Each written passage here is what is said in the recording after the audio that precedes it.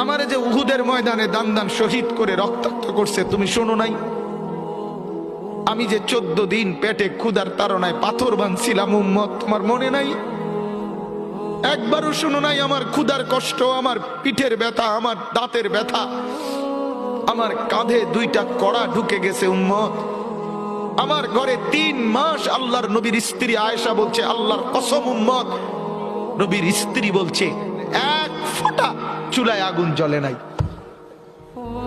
নওজোয়ান আপনারা বলেন বাপ, আজকে যাদের 1 বছর 6 মাস 2 বছর কোনদিন ফজরের নামাজ পড়েন না, দিনের পর দিন রাতের পর রাত যায়, এভাবেই 6 মাস, এভাবেই 1 বছর, এভাবেই 2 বছর, আপনি জানেনও না ফজরের ওয়াক্ত হয় কখন, ফজরের জামাত হয় কখন।